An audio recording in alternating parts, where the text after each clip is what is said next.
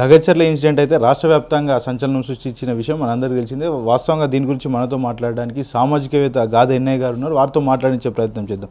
చెప్పండి, ఎట్లా చూస్తారు మీరు లగచర్ల ఏదైతే ఇన్సిడెంట్ ఉందో అక్కడ జనాలు ఎంత ఇబ్బంది పడుతున్నారో మీరు చూసి ఉంటారు. దాని గురించి మీరేం చెప్పదలుచుకున్నారు? లగచర్ల అనేది వాస్తవంగా చెప్పాలంటే ఇదేదో మొన్న కలెక్టర్ గారు పోయినప్పుడు ప్రారంభమైనటువంటి ఉద్యమం కాదు.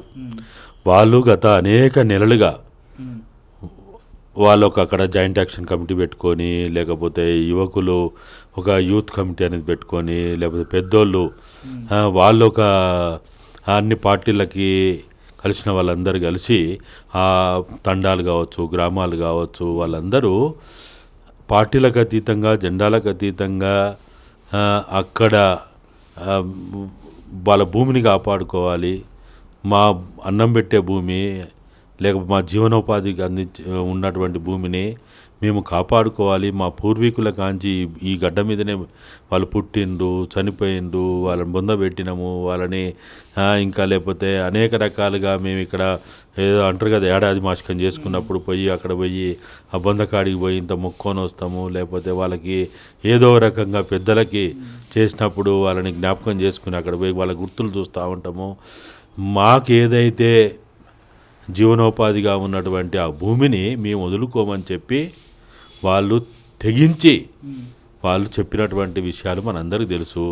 అదేదో రాత్రి జరిగిపోయినటువంటి ఉద్యమం కాదు, పోరాటం కాదు, లేకపోతే ఎవరో రెచ్చగొడితే రెచ్చిపోయేంత పరిస్థితి అక్కడ లేదు. ప్రజలు వాళ్ళు ఒక ఉద్యమాన్ని కొనసాగిస్తున్న క్రమంలో రాజకీయ నాయకులు కావచ్చు, రాజకీయ పార్టీలు కావచ్చు, వాళ్ళు పాల్గొన్నారు. ఇప్పుడు అక్కడ ఆ ఉద్యమంలో కాంగ్రెస్ వాళ్ళు లేరా, బీజేపీ వాళ్ళు లేరా? వాళ్ళే చెప్తున్నారు. బీజేపీ స్థానిక ఎంపీ అయినటువంటి డికే అరుణ గారు, అరే నా ఓటర్లు ఉన్నారు, నా కార్యకర్తలు ఉన్నారు, మా గ్రామ శాఖలు ఉన్నాయి, నేను ఎన్నోసార్లు ఇక్కడికి వచ్చినా అంటే ఎప్పుడు ఆ ఉద్యమం ప్రారంభమైనప్పటి నుంచి ఆమెను పిలుచుకొని ఎంపీ గారికి వాళ్ళు వినతి పత్రాలు ఇచ్చారు. వాళ్ళు మహబూబ్నగర్ పోయి కలిసిండ్రు, ఆమె లగచర్లకు వచ్చింది, లేకపోతే ఆ తండాలు తిరిగింది, వికారాబాద్ కలెక్టర్కి పోయి ఆమె తరపున ఆమె చెప్పాల్సింది చెప్పింది, లేకపోతే అక్కడ మీటింగులలో పాల్గొని అందరూ కూడా ఎవరికి శాతాన్ని కాడికి వాళ్ళు చేసిండ్రు. అట్లనే కాంగ్రెస్ పార్టీకి సంబంధించిన వాళ్ళు కూడా వాళ్ళు అక్కడున్న గ్రామ శాఖలు, ఇప్పుడు అది ఒక ముఖ్యమంత్రి నియోజకవర్గం అంటే దాదాపుగా పార్టీ పటిష్టంగా ఉంటుంది. గ్రామ శాఖ ఉంటుంది, మండల శాఖ ఉంటుంది, అన్ని రకాలైన నిర్మాణాలు ఉంటాయి.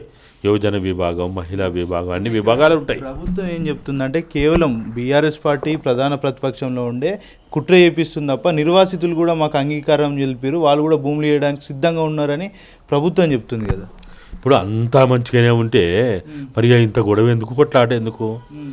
ఇప్పుడు వాళ్ళు ఎవరెవరైతే అరెస్ట్ చేసి జైల్లోకి పంపిండ్రో మరి ఇంక అవసరం ఎందుకు వచ్చింది? భూములు ఇవ్వడానికి సిద్ధంగా ఉన్నారు వాళ్ళు.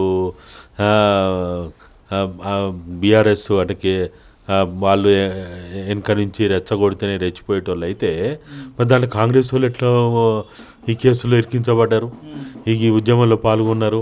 వాళ్ళు ఎట్లా దాడి చేసినారని లేకపోతే 307 కేసు పెట్టి అటెంప్ట్ మర్డర్ లాంటి సెక్షన్లు పెట్టి మీరు ఎందుకు వాళ్ళని జైలు వేసాను? మరి అన్ని వందల మందిని పట్టుకొని ఎందుకు రావాల్సి వచ్చింది? మరి రాత్రి 11 గంటల నుంచి తెల్లారి 4 గంటల దాకా ఆ దొంగ లెక్క దారి దోపిడి కానీ లెక్క, లేకపోతే రజాకార లెక్క ఊర్ల మీద పడి, గ్రామాల మీద పడి, ఇండ్ల మీద పడి ఇష్టం వచ్చిన పద్ధతుల్లో భర్తల ముందే భార్యల్ని నానా రకాలుగా చిత్రహింసలకు గురి చేసి అసలు ముట్టుకోకూడని స్థలాల్లో కూడా వాళ్ళని ముట్టుకొని అసలు మాటల్లో చెప్పలేము. అంత భయంకరమైనటువంటి పరిస్థితి ఎందుకు చేయాల్సి వచ్చింది? అందరూ భూములు ఇచ్చిండ్రు అంటారు కదా, భూములు వేయడానికి సిద్ధంగా ఉన్నారన్నారు కదా. వాళ్ళంతా ఏ పాపం చేయలేదు, వాళ్ళు ఎలాంటి ఉద్యమం చేయలేదు, వాళ్ళు ప్రతిఘటన చేయలేదు, నిరసన తెలపలేదు, ఎక్కడనో బయట నుంచి వచ్చిన వాళ్ళే చేసిండని ఒకవైపు మాట్లాడుతూ సుమారు 500 మంది పోలీసుల్ని 10ల సంఖ్యలో వాహనాలను అక్కడికి పంపి మరి ఎందుకు ఇంత భయోత్పాతం సృష్టించాల్సిన పరిస్థితి వచ్చింది? అవసరం ఏమొచ్చింది? ఒకవైపు ఏమో నీ పోలీసు బలగాలు ఇష్టం వచ్చిన పద్ధతుల్లో వాళ్ళు అక్కడ గ్రామాల మీద పడి దొంగల కంటే అధ్వానంగా, రేపిస్టుల కంటే అధ్వానంగా వాళ్ళు ఆ విధంగా బిహేవ్ చేస్తారు. అంటే వీళ్ళు ప్రజాప్రభుత్వం అంటారు, ప్రజలు శాంతియుతంగా స్వేచ్ఛగా మంచిగా బతకచ్చు, స్వచ్ఛమైన గాలి పీల్చుకోవచ్చు అని చెప్తారు. మరోవైపు మీకు ఎట్లాంటి ఇబ్బందులు కలిగే, తప్పు చేసిన వారిని ఎవరిని కూడా క్షమించం, ఖచ్చితంగా చర్యలు తీసుకుంటామని చెప్తున్నారు. మరి అక్కడ ఉన్నటువంటి మహిళలు అయితే వాస్తవంగా వాళ్ళు ఎవరు కూడా, మేము కూడా వెళ్ళినాం, అక్కడ ఎవరు కూడా ఇన్వాల్వ్ అయిన పరిస్థితి లేదు. కాకపోతే భర్తలు తీసుకుపోయే క్రమంలో భార్యలను కూడా ఇబ్బందులు పెట్టడం పట్ల మీరు ఎట్లా చూస్తారు ఆ విషయం? అది ఎంత అధ్వానంగా అంటే వాళ్ళని అసలు మాటల్లో చెప్పలేం. నానా రకాలుగా బూతులు మాట్లాడుతూ వాళ్ళ శరీర ఆకారాల మీద వాళ్ళు మాట్లాడుతూ, అరే నువ్వేం తింటానవి ఇంత బలిసినవని, ఎందుకు ఇంత అందంగా ఉన్నావని, లేకపోతే ఇంకా అసలు వాళ్ళు మనం చెప్పలేం. అంత భయంకరమైనటువంటి మానవ సమాజం తలదించుకునే రీతిలో వాళ్ళు అక్కడ ఆ విధంగా చేసిండ్రంటే, మళ్ళా పైనుంచి ఈ రేవంత్ రెడ్డి బ్రదర్ పోయి అక్కడ చూసిన నా తడాక, మీరు ఎవడో వచ్చి ఏదో చెప్తే మీరు వాళ్ళ మాటలని ఏదో చేసిండ్రు, ఇప్పుడు చూస్తాన్రా, నా మాట వింటేనే వాళ్ళు బయటకు వస్తారు, నా మాట వింటేనే బెయిల్ వస్తాయి, నా మాట వింటేనే వాళ్ళ మీద కేసులు ఉండవని మాట్లాడే రెడ్డి ఒక ఎంపీటీసీ కాదు, గ్రామ సర్పంచ్ కాదు, ఏది కూడా కాదు, ప్రభుత్వ అధికారం దేంట్లో కూడా లేడు. ఆయన అఫీషియల్గా మీడియా ముందు స్టేట్మెంట్లు ఇస్తున్నాడు, ఎట్టి పరిస్థితుల్లో భూములు తీసుకుంటావు, ఖచ్చితంగా ఎవరైతే దాడికి పాల్పడ్డారో వాళ్ళందరినీ కూడా ఖచ్చితంగా వాళ్ళని జైలుకు పంపిస్తామని ఆయన అఫీషియల్గా స్టేట్మెంట్ ఎందుకు ఇస్తున్నాడు? ఎందుకంటే ఈ ప్రజాపాలన అని చెప్తుంటారు కదా. అసలు వీడు ఎవడు వాడు తిరుపతి రెడ్డి అయితేంది, కొండల రెడ్డి అయితేంది, ఇంకో రెడ్డి ఎవడైతేంది, ఈవెన్ ముఖ్యమంత్రి కూడా అట్లా మాట్లాడని వీల్లేదు.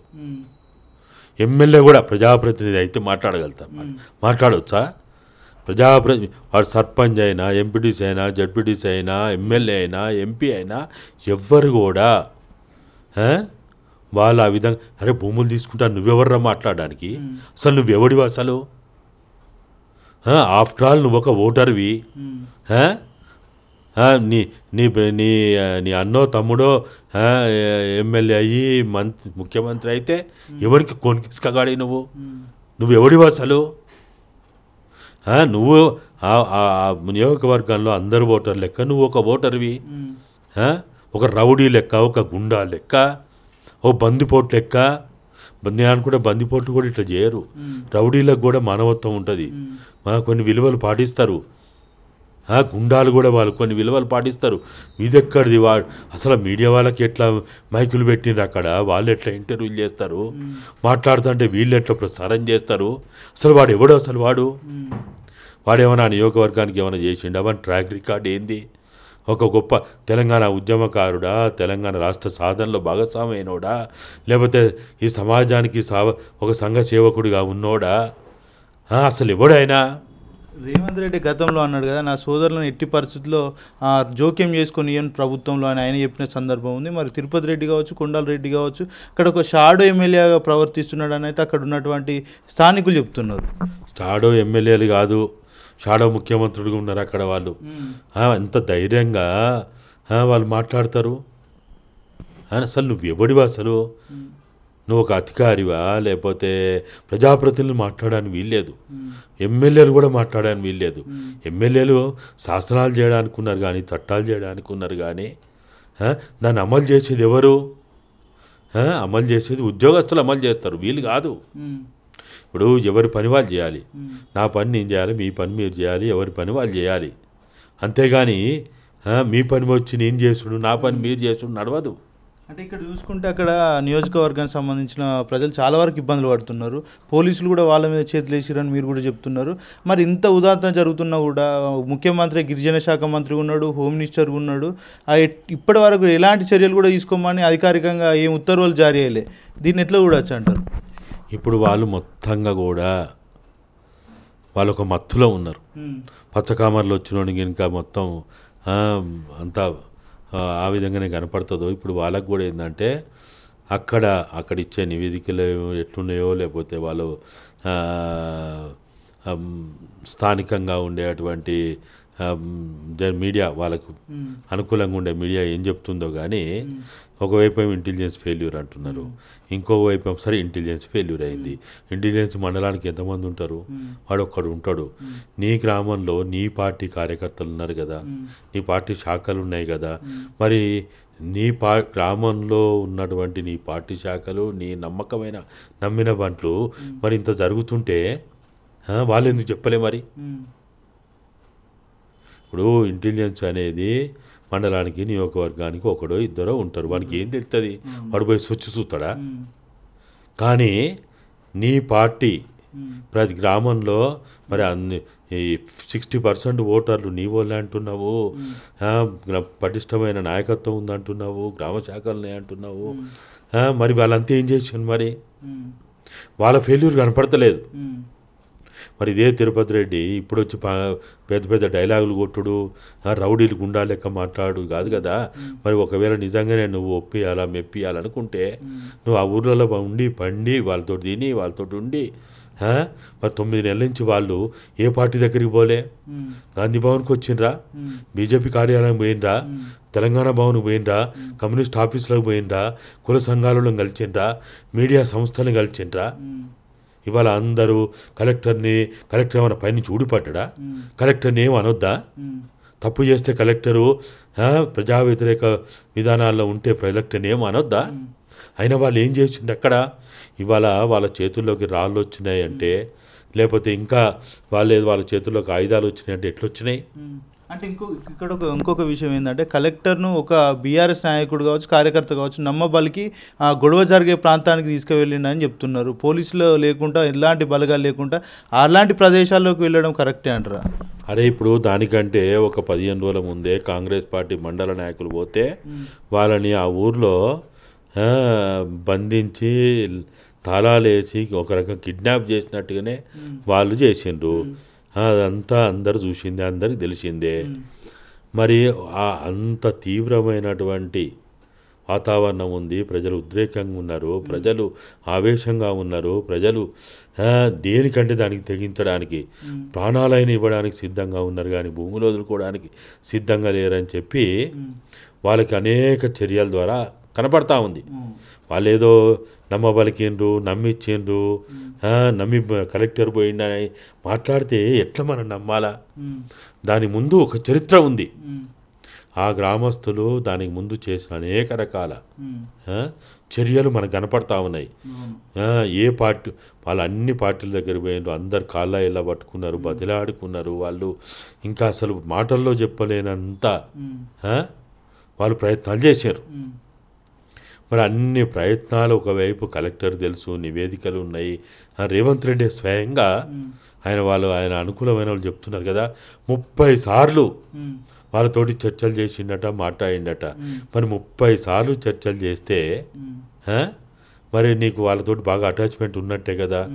మరి అక్కడ ప్రజాభిప్రాయ సేకరణ కలెక్టర్ పోతున్నప్పుడు ఆ గ్రామంలో ఉన్నటువంటి పరిస్థితి ఏంటిది, గ్రామంలో ఎంత ఆవేశంగా ఉన్నారు, ఉద్రేకంగా ఉన్నారు, ఎంత వ్యతిరేకంగా ఉన్నారని వాళ్ళకి తెలియకుండా ఉంటుందా?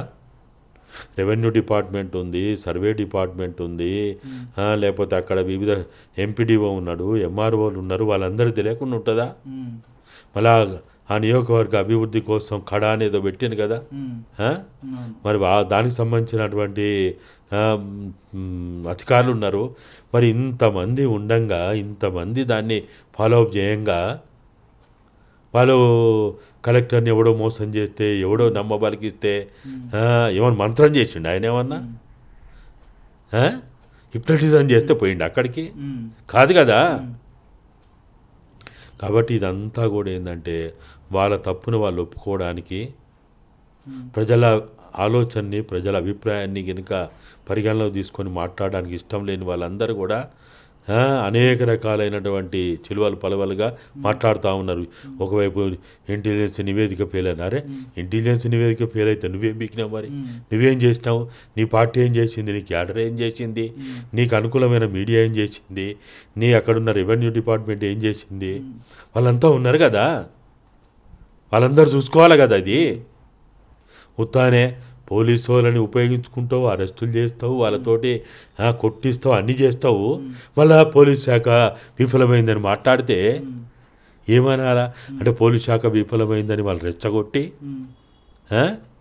వాళ్ళతోటి ప్రజల చిత్రహింసకు గురి చేయడానిక? కాదు కదా. వాళ్ళు ఎవరు? వాళ్ళందరేమో పెద్ద పెద్ద 20 ఎకరాలు, 30 ఎకరాలు, 50 ఎకరాలు ఉన్నటువంటి మధ్యతరగతి రైతులు, ధనిక రైతులు కాదు వాళ్ళు. అందరు కూడా మీరంతా పోయి చూసిండ్రు, మాట్లాడిచ్చిండ్రు, అన్నీ మీకు అందరికి తెలిసినాయే. వాళ్ళు అక్కడ ఉన్నటువంటి ఆ గిరిపుత్రులు ఎవరైతే ఉన్నారో, ఆ ట్రైబల్స్ ఎవరైతే ఉన్నారో వాళ్ళు రాష్ట్ర సరిహద్దులు దాటి ఇతర రాష్ట్రాలకు పోయి అక్కడ బతుకు తెరువు కోసం రోజు 18 గంటలు పనిచేసి తిండి తినక మనోళ్ళు ఎట్టనైతే ఇతర దేశాలకు పోయి కష్టం చేస్తారో వీళ్ళు అట్లా ఇతర రాష్ట్రాలకు పోయి రాత్రి బౌలు కష్టం చేసి సంపాదించిన డబ్బులతోటి వాళ్ళు ఇంత భూమిని కొనుక్కోనో లేకపోతే ఇంత మంచి ఇల్లు కట్టుకోనో ఒక గౌరవప్రదమైనటువంటి జీవితాన్ని వాళ్ళు చూద్దామని ఆశల్లో కళ్ళల్లో ఒత్తులు పెట్టుకొని వాళ్ళు ఆ విధంగా జీవిస్తున్నటువంటి ఆ మూగ ప్రాణుల మీద వీళ్ళకి ఏం అసలు వాళ్ళు ఆ రోజు జరిగిన సంఘటన చూస్తే వాళ్ళ పట్టపగలు కలెక్టర్ గారిని గౌరవంగా గోబ్యాక్ అని అరుస్తూ ఆయన వెళ్ళిపోమ్మని వాళ్ళు విన్నవించుకుంటూ బతిలాడుకుంటూ వాళ్ళు అక్కడ ప్రదర్శన చేస్తే రాత్రి 11 గంటల నుంచి 4 గంటల దాకా ఏం పగులొచ్చి మీకు కావాల్సిన వాళ్ళని అరెస్ట్ చేయలేరా, నోటీసులు ఇవ్వలేరా, లేకపోతే వాళ్ళు రమ్మంటే రారా, వాళ్ళు ఏమైనా పారిపోతారా? వాళ్ళు కాదు కదా. కాబట్టి అక్కడ కలెక్టర్ని ఏదో మాయ చేసిండ్రు, మంత్రం చేసిండ్రు, హిప్నటైజ్ చేసిండ్రు, ఆయన ఏం తెలియకుండా అక్కడికి పోయిండు, అమాయకుడు ఆయన అన్నంత పరిస్థితి లేదు. వీళ్ళకి ఏం మాట్లాడాలో తెలియక అబద్ధాలని మళ్ళిస్తూ మాట్లాడుతున్నారు. కానీ ఆ దిక్కుమాలిన వాళ్ళు సిగ్గు లేదు. ఆ కాంగ్రెస్ పార్టీ తరఫున మాట్లాడే స్పోక్స్ పర్సన్స్ కానీ వాళ్ళకి అసలు బుద్ధి ఉందా? ఏమన్నా అన్నం తింటారా వాళ్ళు? లుచ్చగాన లెక్క కనీసం మానవ విలువలు లేకుండా మనుషుల్ని, మహిళల్ని మళ్ళా మాది ప్రజాస్వామ్య ప్రజాపాలన అని చెప్పుకోవడానికి వీళ్ళకి నోరు ఎట్లా వస్తున్నాయి? సిగ్గుండాలా వీళ్ళకి మాట్లాడడానికి, మీడియా ముందు వచ్చి మాట్లాడడానికి, ఇంటర్వ్యూలు వేయడానికి? వీళ్ళకి ఏమన్నా అసలు మెదడుందా? వీళ్ళకి ఏమన్నా చీమునెత్తునుందా? ఒక అయ్యబాబుకి పుట్టినోడు ఎవడు ఇట్లా చేయడు. నేను ఒక అయ్యబాబుకు పుట్టినా, నాకు చీమునెత్తురుంది, నాకు కొద్దిగా మానవ విలువలు ఉన్నాయి అంటోడు ఎవ్వడు కూడా తప్పు జరిగితే తప్పు జరిగిందని చెప్పండి, తప్పేం లేదు. అంటే అక్కడ జనాలు సానుకూలంగా ఉన్నారు, వాళ్ళకు పెట్టుబడులు వచ్చే పరిస్థితి ఉంటుంది, భూముల రేట్లు పెరుగుతాయి. అదేవిధంగా చూసుకుంటే వాళ్ళకి జీవనోపాధి కూడా మేము కల్పిస్తాం.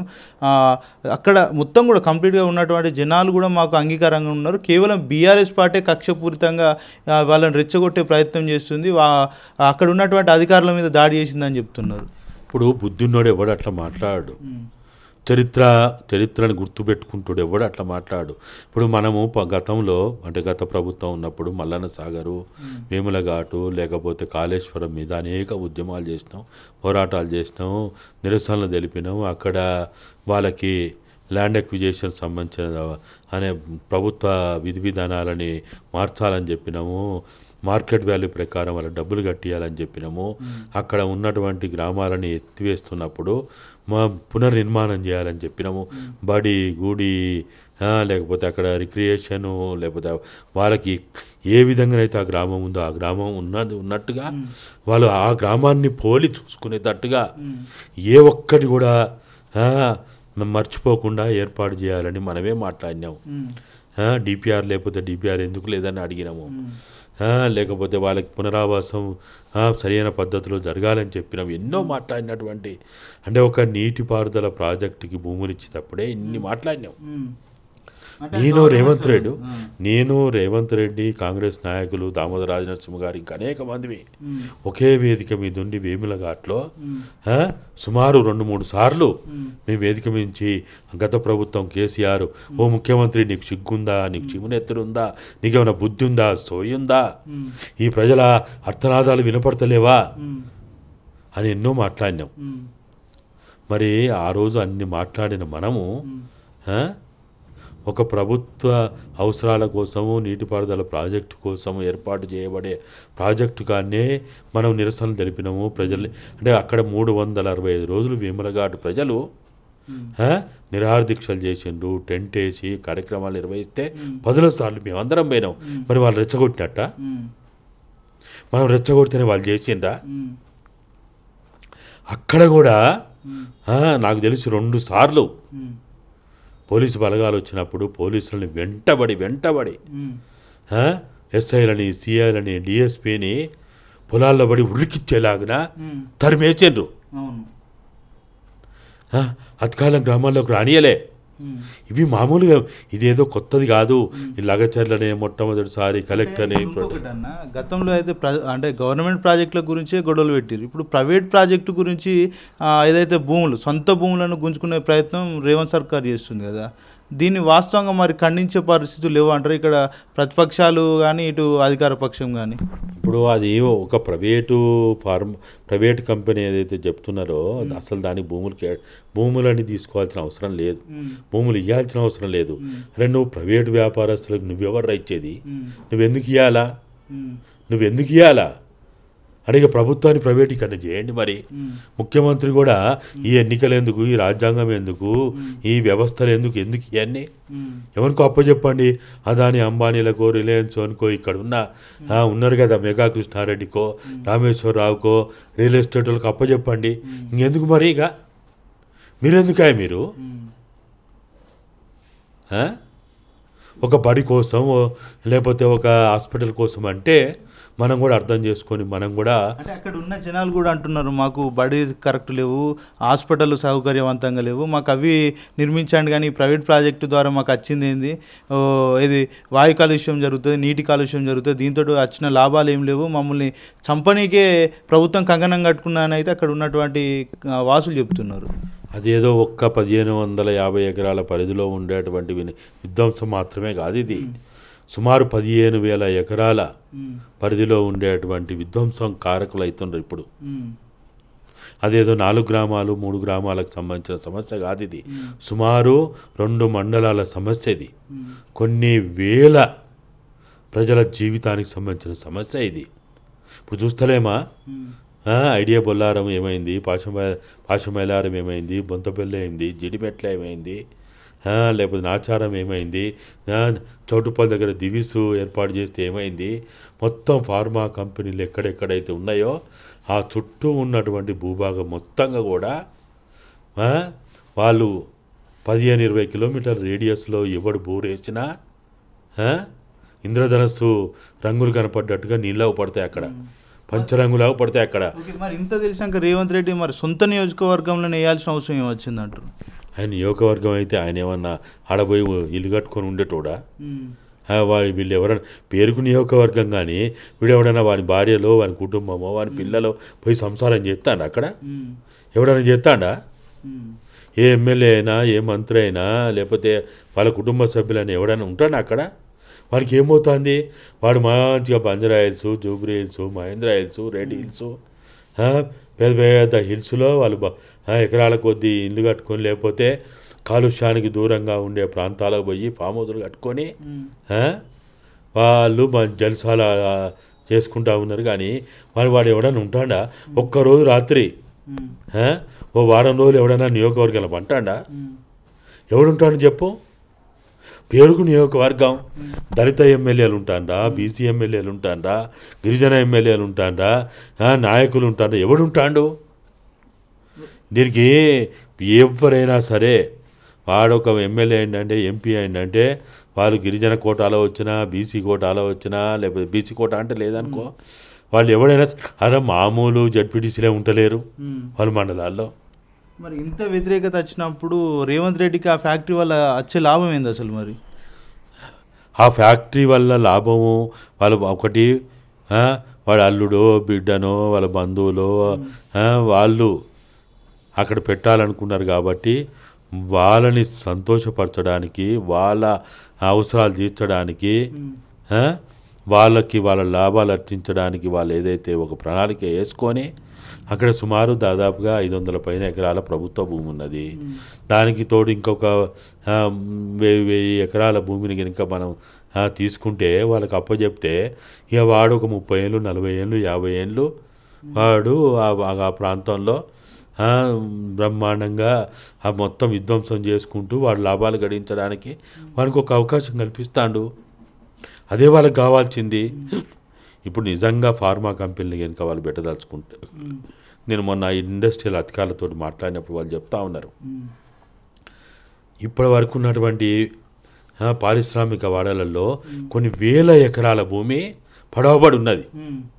ప్రభుత్వము స్వాధీనం చేసుకొని ఇండస్ట్రియల్ కారిడార్గా ఏదైతే చెప్తా ఉన్నారో ఆ ప్రాంతంలో వేల ఎకరాలు, అది పాశమేలారం కావచ్చు, బొంతపల్లి కావచ్చు, ఐడియా బొల్లారం కావచ్చు, నాచారం కావచ్చు. అరే మనము ఎల్బీ నగర్ ప్రాంతంలో ఉన్న సిరీస్ కంపెనీ 30 ఏళ్ల క్రితమే ఆ కంపెనీకి వ్యతిరేకంగా ఆ ప్రాంత ప్రజలందరూ ఉద్యమాలు చేసిండ్రు. ఈ కంపెనీ మూసేయాలని.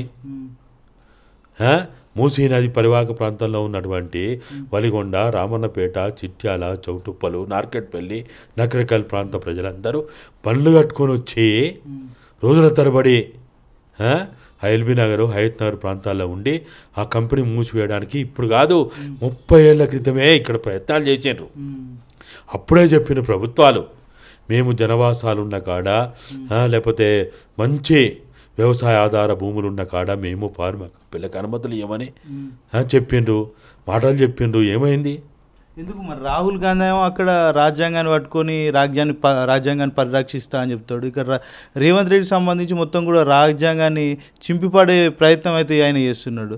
ఎట్లా చూడొచ్చు అంటారు ఈ విషయం మీద? ఇప్పుడు మీ అందరికీ ఇది కాంగ్రెస్ ప్రభుత్వం లెక్క కనపడుతుందేమో కానీ నాలాంటి వానికి మాత్రం ఇది కాంగ్రెస్ ప్రభుత్వం అని నేనైతే భావించడం లేదు. ఇది ఎన్డీఏ ప్రభుత్వం అంతే. అంటే ఇక్కడ ఇంకొక విషయం ఏంటంటే రామన్నపేటకి సంబంధించి అదానికి అంబుజా సిమెంట్ ఫ్యాక్టరీకి భూములు ఇచ్చే ప్రయత్నం అయితే రేవంత్ రెడ్డి చేస్తున్నాడు. అక్కడ నిన్న మహారాష్ట్ర ఎలక్షన్స్కి వెళ్ళి అక్కడ అదాని దొంగ అని చెప్పే ప్రయత్నం అయితే అక్కడ చేసిండు. ఇప్పుడు ఆయన ఇక్కడ అందుకనే నేను అంటున్నది, ఆయన ఊసరవేలు లెక్క అనేక అవతారాలు ఎత్తుతా ఉన్నాడు. ఢిల్లీ పోతే ఒక అవతారం, తెలంగాణ ఉంటే ఒక అవతారం, లేకపోతే ఇంకా వేరే రాష్ట్రాలకు పోతా అవతారం ఎత్తుతా ఉన్నాడు. ఊసరవెల్లి కంటే ఎక్కువ ఆయన రంగులు మారుస్తూ ఉన్నాడు. ఇప్పుడు ఆయన అందుకనే అంటున్నది ఇది ఎన్డీఏ ప్రభుత్వమే, కాంగ్రెస్ ప్రభుత్వం కాదు. రాహుల్ గాంధీ ఇప్పుడు వాళ్ళు చూసినాం కదా మనం, రాజీవ్ గాంధీ విగ్రహం పెట్టండి ఇక్కడ. రాజీవ్ గాంధీ గారే అప్పుడు ఆయన ప్రధానమంత్రిగా ఉన్నప్పుడు పార్టీ ఫిరాయింపులకు వ్యతిరేక చట్టాన్ని ఆయనే తెచ్చాడు. ఆయన నాయకత్వంలో వచ్చింది. మరి విగ్రహం పెడితే ఆయన ఆశయాలు ఎక్కడున్నాయి? పార్టీ ఫిరాయిస్తేవి, గేట్లు తెరుతా అంటవి, ఏ పార్టీ కూడా రాండి అని వాళ్ళ ఇంట్లోకే పోయి కండవాళ్ళు కప్పుతా అంటవి. మరి ఏం మాట్లాడతాం? అంటే వచ్చిన ఎమ్మెల్యేలు అంతా కూడా అభివృద్ధిని చూసి పార్టీలకు వచ్చారని చెప్తున్నాడు. ఇది నిజమేనా మరి? మరి అట్లంటే గతంలో కూడా పార్టీలు ఫిరాయించినప్పుడు, ఇదే కాంగ్రెస్ పార్టీ తరఫు ఫిరాయించినప్పుడు వాళ్ళని రాళ్లతో కొట్టండి, చెప్పులతో కొట్టండి, వాళ్ళు ఎక్కడ కనపడితే అక్కడ ప్రొటెస్టులు చేయండి అని మాట్లాడినావు. మరి అప్పుడు కూడా వాళ్ళు కూడా ఇదే చిలక పలుకులు పలికేనే కదా. మా నియోజకవర్గ అభివృద్ధి కోసమే ముఖ్యమంత్రి గారితో మంత్రులతో అవసరాలు ఉంటాయి కాబట్టి మేము పోయి కలుస్తున్నాము, వారితో మాట్లాడుతున్నాము, ఛాయ్ తాగుతున్నాము, డిన్నర్లో పాల్గొంటున్నాము అని గైబి అప్పుడు కూడా ఇదే చిలక పలుకులు పలికేండు.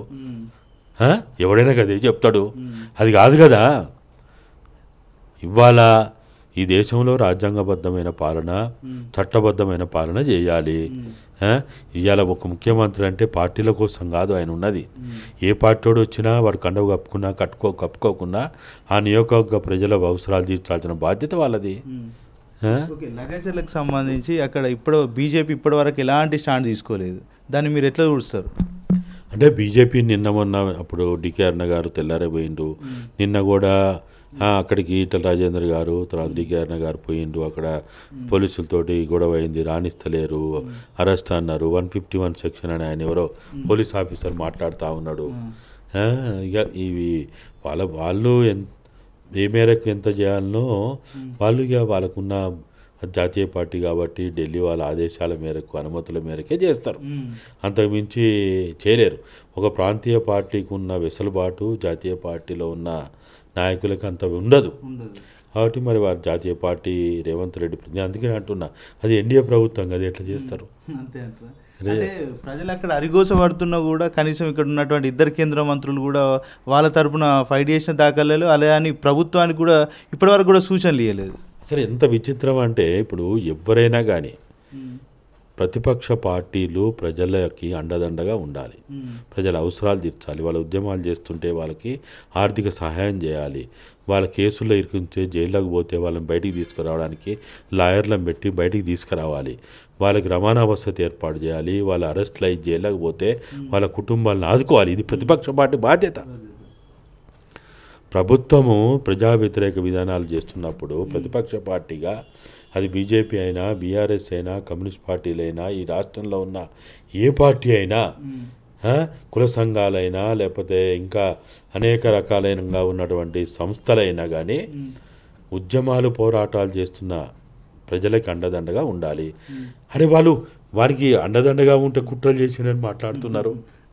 మీడియా కూడా అదే చెప్తున్నది. ఇప్పుడు మీడియా సంస్థలు ఉన్నాయి.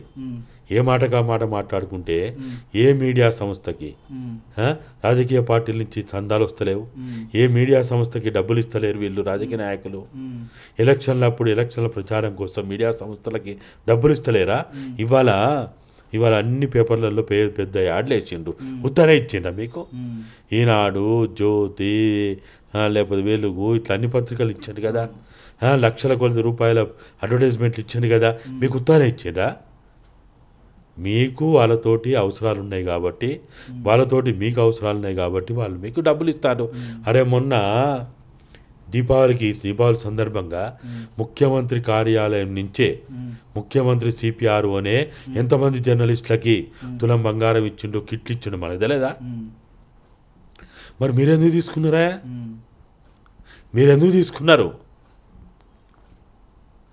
ప్రజలు వాళ్ళ అవసరాల కోసం రాజకీయ పార్టీల తోటి వాళ్ళు ఏదో ఇంత అండదండలు పొందితే, లేకపోతే సాయం పొందితే దాని వెనుక కుట్రలు ఉన్నాయి, కుతంత్రాలు ఉన్నాయి, ఆ పార్టీ ఈ పార్టీ అని మాట్లాడితే, మరి మీ మీడియా సంస్థల వెనుక ఏ పార్టీలు ఉన్నాయి? ఇప్పుడు మొన్న చూసినాం కదా మనం, సుప్రీంకోర్టు ఆదేశాలు ఇస్తే బాండ్స్ రూపంలో ఏ పార్టీకి ఎంతమంది ఏ రూపంలో డబ్బులు ఇచ్చిండంటే ఎవరు డబ్బులు ఇవ్వలే. ఈ రాష్ట్రాన్ని, ఈ దేశాన్ని దోచుకుంటోళ్ళు, దాచుకుంటోళ్ళు, కొల్లగొట్టేటోళ్ళు, దేశద్రోహులు వాళ్ళు చందాలు ఇస్తే అన్ని పార్టీలు తీసుకున్నాయి కదా, మరి మీరేందుకు తీసుకున్నారు? అంటే మీ పార్టీలు నడపడానికి మీరు ఈ దొంగల దగ్గర, దాడి దోపిడిగాళ్ళ దగ్గర, ప్రజల రక్త మాంసాలు పీల్చి పిప్పు చేసే వాళ్ళ దగ్గర, గజ దొంగల దగ్గర మీరు డబ్బులు తీసుకుంటారు. ప్రజలు ఒక ఉద్యమం కోసం, ఒక అవసరం కోసం వాళ్ళు పార్టీల సాయం తీసుకుంటే వాళ్ళు తప్పు చేసినట్ట. ఇది చాలా విచిత్రంగా వాళ్ళు మాట్లాడుతూ ఉన్నారు. మీడియా కూడా ఎందుకు ఇట్లా వాళ్ళు మాట్లాడేదాన్ని టెలికాస్ట్ చేస్తుందో అర్థమవుతలేదు. కనీసం మీడియా అనేది విషయ పరిశీలన చేయాలి, పరిశోధన చేయాలి, అవగాహన చేసుకోవాలి. ఏదైనా ఎవడన్నా రాజకీయ నాయకుడు వాడు పిచ్చి మాట్లాడితే, తప్పు మాట్లాడితే ఇది ఎందుకు మాట్లాడిండు అని వాళ్ళు విచక్షణతోటి దేన్ని టెలికాస్ట్ చేయాలి, దేన్ని టెలికాస్ట్ చేయొద్దు ఆలోచించాలి. ఇప్పుడు లగచర్లలో ప్రజలు ఏదైతే వాళ్ళ హక్కుల భాగంగా, వాళ్ళ భూమిని కాపాడుకునే దాంట్లో భాగంగా వాళ్ళు పోరాటాలు చేస్తుండో, ఉద్యమాలు చేస్తుండో, మానవత్వం ఉన్న ప్రతివాడు ఆ ఉద్యమాన్ని, పోరాటాన్ని సంఘీభావం తెలిపాలి, వాళ్ళకి అండదండగా ఉండాలి. మరి వాళ్ళ కుల సంఘాలన్నీ ఎక్కడ పోయినాయి? బీసీ ఉద్యమం, బీసీల రాజ్యాధికారం అని మాట్లాడేవాళ్ళు. మరి అక్కడ అంతమంది బీసీలు ఇదవుతున్నారు, ఎక్కడ పోయిన వీళ్ళు? మరి ట్రైబల్ తండాలు, ట్రైబల్ పేరుతోటేమో పదవులు కావాలి, మరి ఎక్కడ పోయిన వీళ్ళు? ఎందుకు పోయి మాట్లాడారు? అంటే ఇంత జరుగుతున్నా కూడా కాంగ్రెస్ సంబంధించిన ఎవరైతే గిరిజన ఎమ్మెల్యేలు ఉంటారో వాళ్ళు ఎస్టీ కమిషన్ దగ్గరికి వెళ్ళి రైతుల మీద చర్యలు తీసుకోండి అని చెప్తున్నారు. అంటే రైతు ప్రభుత్వం అంటే ఇదేనా? మరి ఇక వాళ్ళు అన్ని విలువలు వదులుకున్నారు. వాళ్ళు మానవత్వం మర్చిపోయింది, మంట కలిసిపోయింది. ఏం వాళ్ళ గురించి ఏం మాట్లాడతాం? వీళ్ళు రేవంత్ రెడ్డి ఏది చెప్తే తుంటుడు బస్వన్న లెక్క భజన చేసుకుంటూ, చెక్క భజన చేసుకుంటూ తిరుగుతున్నారు. కానీ మళ్ళీ బయట వచ్చి మాట్లాడితే మాట్లాడుతున్నారు. మా గిరిపుత్రులు, మా జాతి, మా వాళ్ళని ఇట్లా చేసింది, అట్లా చేసింది అని మాట్లాడతారు. మళ్ళీ మైకుల ముందుకు వచ్చో ఆ కండ వేసుకున్నప్పుడు మాత్రం పిచ్చి బాగుడు అట్లా బాగుతున్నారు. ఇక వాళ్ళని ఏం చెప్తాం? ఒక నిస్సహాయ స్థితిలో ఉన్నారు వాళ్ళు కూడా. మేము మాట్లాడకపోతే మాకు పదవులు రావు అనే రీతిలో ఉన్నారు వాళ్ళు. కాబట్టి ఇప్పుడున్న పరిస్థితులు ఏది ఏమైనా దీన్ని మాత్రం పార్టీలకు అతీతంగా, జెండాలకు అతీతంగా ఒక మానవత్వం కలిగినటువంటి మానవీయ కోణంలో ఆ ప్రజలు చేస్తున్నటువంటి, మూగజీవులు చేస్తున్నటువంటి ఆ ఉద్యమానికి, ఆ పోరాటానికి సంఘీభావం తెలపాలి. చేతనైన పద్ధతిలో ఎవరికి ఎంత చేతైతే అంత, మాట సాయం కావచ్చు, లేకపోతే రాత సాయం కావచ్చు, ప్రచార సాధనాల సాయం కావచ్చు, లేకపోతే ఆర్థిక సాయం కావచ్చు, ఎవరికి ఎంత వీలైతే అంత సాయం చేసి ఆ ప్రజల ఉద్యమాన్ని, పోరాటాన్ని అండదండగా ఉండాలనేదే నేను మీ ద్వారా వికారాబాద్ జిల్లా ప్రజలకు కావచ్చు, లేకపోతే తెలంగాణ రాష్ట్ర ప్రజలకు కావచ్చు, అందరికీ విన్నవించుకుంటున్నాను.